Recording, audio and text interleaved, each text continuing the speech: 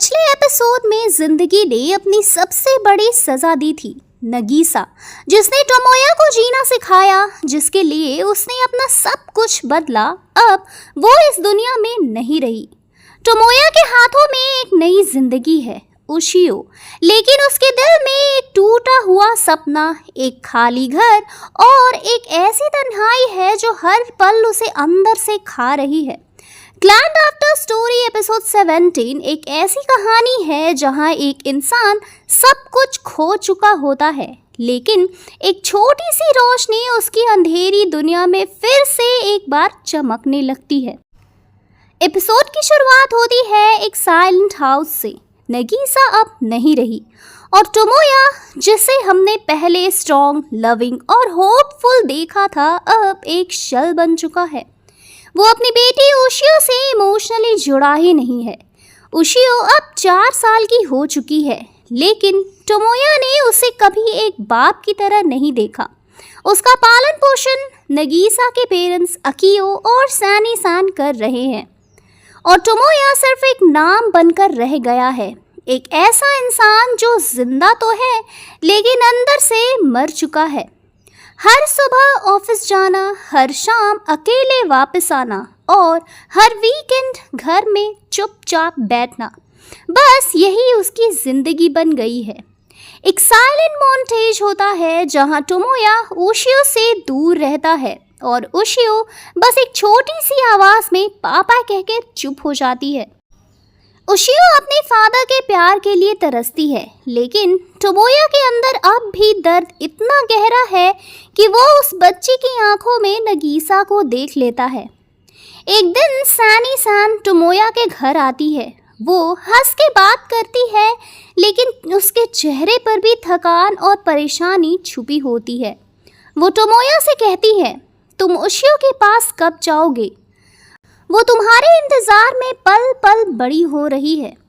लेकिन टोमोया सिर्फ एक कोल्ड सी स्माइल देता है और कहता है, मैं उसका ख्याल नहीं रख सकता, वो मुझे नगीसा की याद दिलाती है।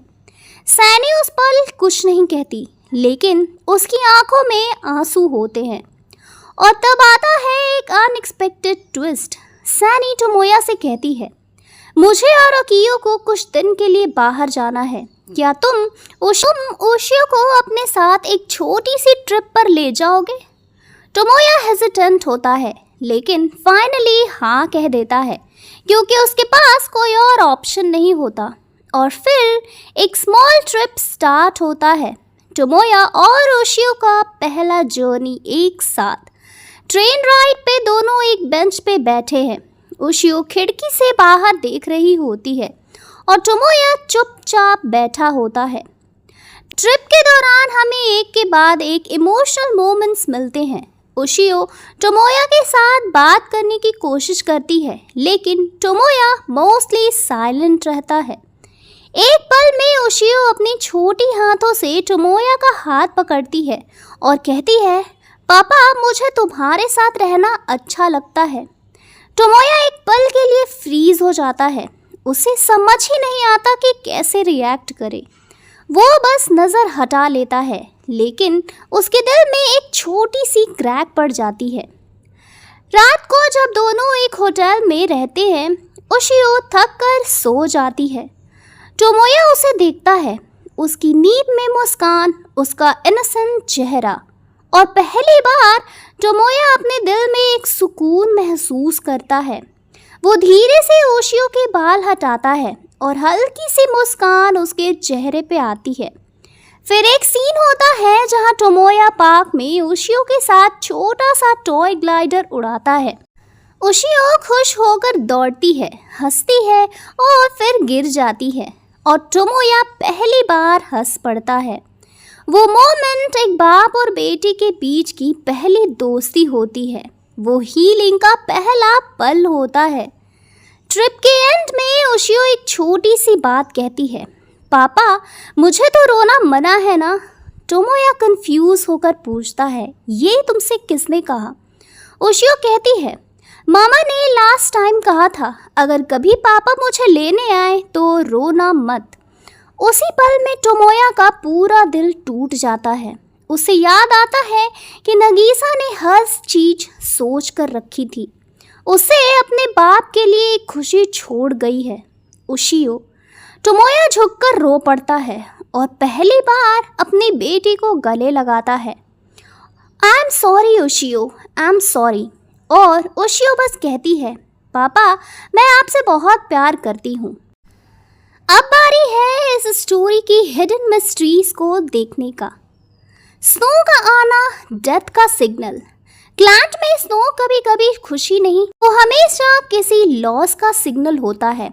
इस एपिसोड में स्नो गिरती है और उस पल नगीसा की जिंदगी उसके हाथों से फिसल जाती है।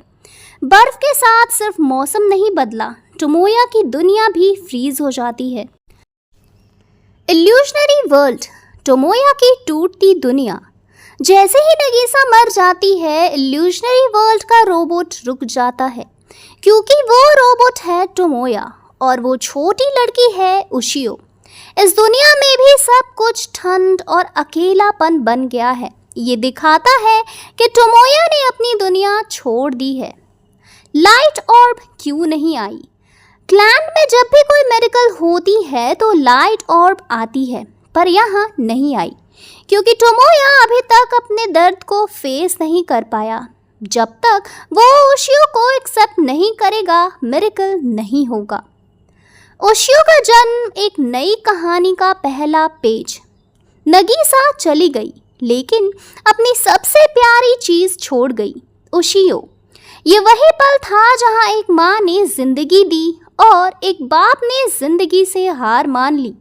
लेकिन कहानी यहीं खत्म नहीं होती।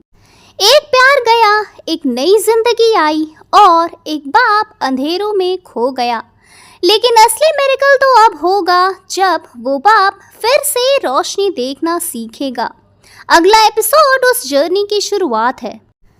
एपिसोड 17 क्लैंट का टर्निंग पॉइंट है, जहां एक टूटती जिंदगी एक छोटी सी मुस्कान से फिर से जीना सीख रही है।